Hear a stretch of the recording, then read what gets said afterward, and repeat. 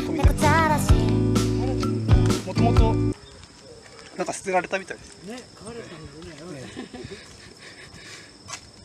可愛いね。うち2ついるんだよ。あ、そうなんですか。あ、猫ちゃんですね。飼いたいけど。あ、2つもいる。うちもいてあ、そうなんだ。飼えないんですけど。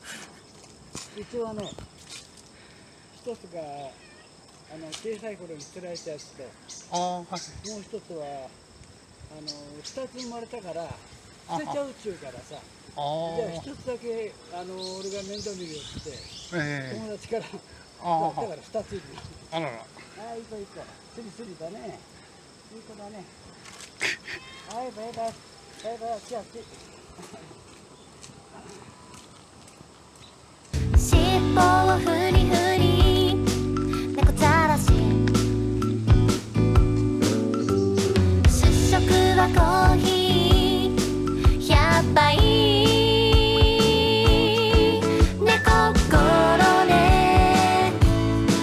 ひなた探してく、猫心で気づけばよ。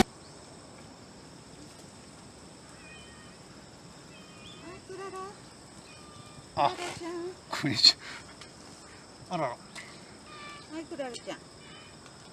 あと2匹しますけど。あは。